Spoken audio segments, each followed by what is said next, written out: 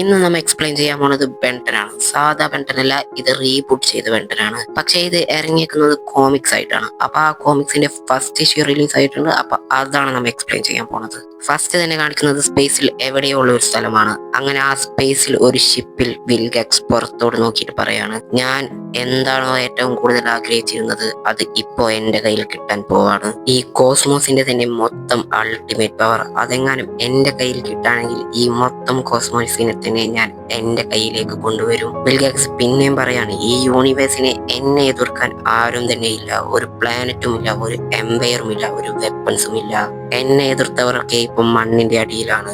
പക്ഷെ ഇപ്പോ എന്നെ എതിർക്കാൻ ഒരു വെപ്പൺ ഉണ്ടായിരിക്കുകയാണ്. പക്ഷെ അതും എനിക്ക് നല്ലതാണ്. ആ ആയുധവും ഞാൻ എന്റേതാക്കി മാറ്റും.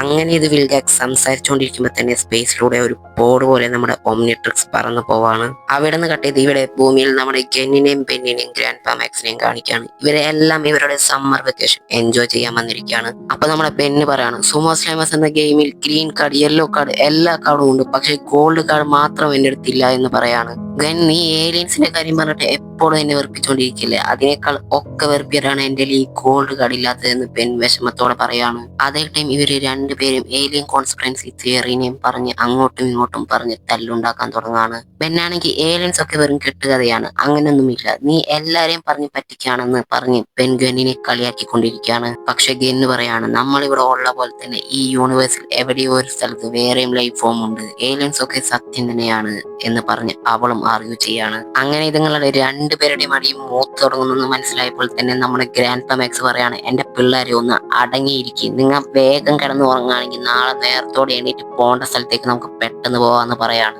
അപ്പൊ നമ്മുടെ ബെന്ന് പറയാണ്, എടോ പന്നക്കിളവാ, താൻ നോ ഡിവൈസ് റൂൾ എന്നൊക്കെ പറഞ്ഞു ഓരോ പുതിയ ഒരു സാധനം കൊണ്ടുവരാന്ന് പറഞ്ഞിട്ട് നമ്മളെ മൊബൈലും സാധനങ്ങളൊക്കെ പിടിച്ചു വാങ്ങിയിട്ട് ഞങ്ങൾക്കത് തിരിച്ചു തരാണെങ്കിൽ ഞങ്ങൾ ആ ഫോണിൽ കുത്തിക്കൊണ്ട് ഞങ്ങളുടെ പണി നോക്കി ഇരിക്കില്ലേ? അത് മര്യാദക്ക് തിരിച്ചു തരാൻ പറയാണ് ബെൻ. അപ്പൊ ഗ്രാൻഡ് പാ പറഞ്ഞു, നീയൊക്കെ 24 മണിക്കൂർ അതിൽ തന്നെയല്ലേ കുത്തിക്കൊണ്ടിരിക്കുന്നത്, പക്ഷെ നിങ്ങളെ ശരിക്കുമുള്ള നാട് എന്താണെന്ന് കാണിക്കാൻ വേണ്ടിയാണ് നിന്റെയൊക്കെ വീട്ടിൽ പറഞ്ഞ് സമ്മതിപ്പിച്ച് ഞാൻ ഈ വെക്കേഷന് കൊണ്ടുവന്നത്, അതുകൊണ്ട് ഞാൻ തരത്തില്ല എന്ന് പറയാണ്. അതേ ടൈം ഇപ്പുറത്ത് രണ്ടെണ്ണത്തിന്റെ അടി കൂടിക്കൊണ്ടിരിക്കുകയാണ്. പക്ഷെ നൈസായി ഗൻ ഗ്രാൻഡ് പാ മാക്സിനെ സോപ്പിട്ട് പുള്ളിയുടെ ഫേവറേറ്റ് ആവാൻ നോക്കാണ്. അങ്ങനെ ഇത് കണ്ട് തീരെ പിടിക്കാത്ത ബെൻ ഈ കോപ്പിലെ ട്രിപ്പിന് വന്ന തന്നെ ഏറ്റവും വലിയ തെറ്റാണ് അന്നും പറഞ്ഞ് അവിടുത്തെ മൊത്തം ഫയർ ക്യാമ്പ് തന്നെ ചവിട്ടി നശിപ്പിച്ച് ബെൻ അവിടെ നിന്ന് പോവാണ്. അവിടെ നിന്ന് കട്ട് ചെയ്ത് US ഗവൺമെന്റിനെ കാണിക്കുകയാണ്. ഭൂമിയെ നോക്കിയിട്ട് എന്തോ ഒരു അടയാളം അറിയാത്ത സാധനം വരുന്നുണ്ടെന്ന് മനസ്സിലാക്കാണ്. പക്ഷെ അത് എന്ത് തരത്തിലുള്ള സാധനമാണെന്ന് ഇവർക്ക് കണ്ടുപിടിക്കാൻ പറ്റുന്നില്ല. കാരണം അതിന്റെ ഫ്രീക്വൻസി ഇവരുടെ കയ്യിലുണ്ടായിരുന്ന ഒന്നുമായി മാച്ച് ആവുന്നുണ്ടായിരുന്നില്ല.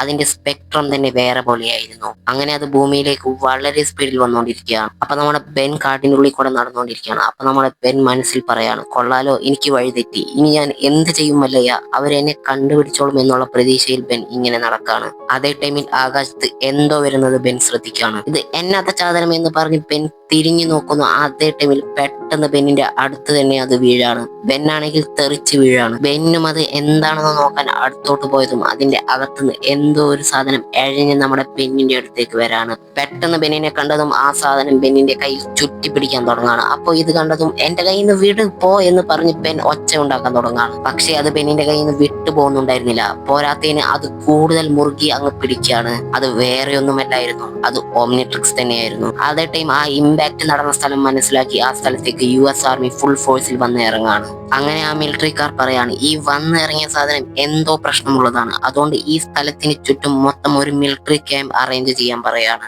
അങ്ങനെ ഇവർ ഈ പറയുന്നതൊക്കെ നമ്മുടെ ബെൻ ഒരു മരത്തിന്റെ പിന്നിൽ ഒളിച്ചു നിന്ന് കേൾക്കാണ്. അവിടുന്ന് കട്ട് ചെയ്ത് നമ്മുടെ ഗ്രാൻഡ് പാ മാക്സ് പറയാണ്, ചെക്കൻ പോയിട്ട് കുറെ നേരമായല്ലോ, ഇവൻ ഇത് എവിടെ പോയി കിടക്കാണെന്ന് പറഞ്ഞ് ബെന്നിനെ തപ്പി ഇറങ്ങാണ്. അപ്പൊ തന്നെ കാട്ടിന്റെ നടുവിൽ നിന്ന് ഒരു പച്ച കളർ പുക പോണെന്ന് കാണാണ് നമ്മുടെ ഗ്രാൻഡ് പാ.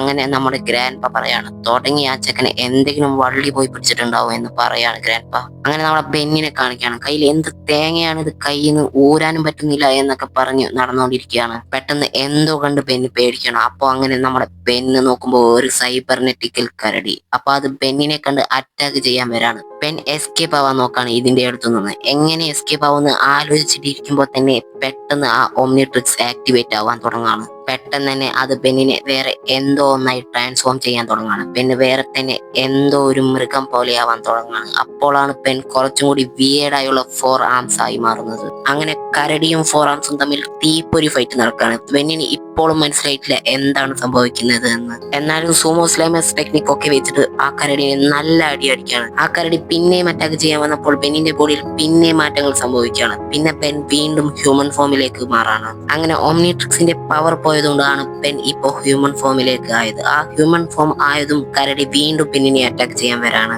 ഇനി എന്താ ചെയ്യാ ദൈവമേ എന്ന് പറഞ്ഞ് ബെൻ അങ്ങനെ ജസ്റ്റ് മിസ്സിന് ആ കരടിയുടെ അറ്റാക്കിൽ നിന്ന് രക്ഷപ്പെടാണ്. അങ്ങനെ ഓടിക്കൊണ്ടിരിക്കുമ്പോ തന്നെ ബെൻ ആ സാധനത്തുമ്പോ തട്ടിക്കൊണ്ട് പറയാണ്, നേരത്തെ നീ എന്താ ചെയ്തതെന്ന് എനിക്ക് അറിഞ്ഞൂടാ, അതേപോലെ വീണ്ടും മാറ്റി എന്ന് കരഞ്ഞുകൊണ്ട് അതിനെ തട്ടിക്കൊണ്ട് തന്നെ ബെൻ ഓടാണ്. പെട്ടെന്ന് തന്നെ ആ സാധനത്തിൽ നിന്ന് വീണ്ടും വെളിച്ചം വരാണ്. എന്താണ് ചെയ്യേണ്ടതെന്ന് അറിയാതെ ബെൻ എന്തൊക്കെയോ പിടിച്ച് നിൽക്കാണ്. അപ്പൊ തന്നെ നമ്മുടെ ബെൻ ഹീറ്റ് ബ്ലാസ്റ്റ് ആയി മാറാണ്. മേൽ ഫുള്ള് കത്തിക്കൊണ്ടിരിക്കുകയാണ്. പക്ഷെ എനിക്ക് മാത്രം ഒന്നും തോന്നുന്നില്ലല്ലോ എന്ന് പറഞ്ഞ് ബെൻ അത്ഭുതപ്പെട്ട് നിൽക്കാണ്. അപ്പൊ തന്നെ ആ കരടി ചാടി വരുന്നു. അങ്ങനെ തീ പിടിപ്പിച്ച് കരടിയെ ഓടിപ്പിക്കുകയാണ് ബെൻ.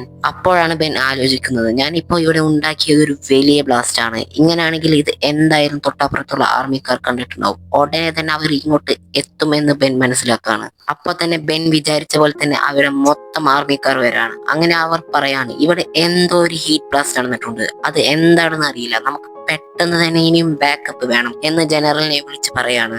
അപ്പോ ജനറൽ പറയാണ്, എന്തായാലും അത് നമുക്ക് പെട്ടെന്ന് തന്നെ കണ്ടെയ്ൻ ചെയ്യണം. അങ്ങനെ ജനറൽ ബാക്കി ഫോഴ്സിനെയും അങ്ങോട്ട് അയക്കാണ്.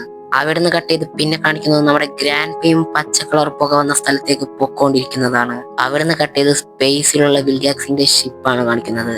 അവിടെ വിൽഗാക്സിന്റെ ആർമി മൊത്തം സിഗ്നൽസ് എവിടെ നിന്നാണ് വരുന്നത് എന്ന് ട്രാക്ക് ചെയ്തുകൊണ്ടിരിക്കുകയാണ്. അങ്ങനെ എർത്ത് എന്നുള്ള പ്ലാനറ്റിൽ നിന്നാണ് അത് വരുന്നത് എന്ന് അവർ കണ്ടുപിടിക്കുകയാണ്. അങ്ങനെ വിൽഗാക്സ് പറയാണ്, അത് എവിടെയാണുള്ളത് അവർക്ക് വേഗം ഷിപ്പ് കൊണ്ടുപോകാൻ പറയാണ് വിൽഗാക്സ്. അതിപ്പോ ഏത് ജീവികളുടെ കയ്യിലാണെന്ന് എനിക്ക് അറിയില്ല.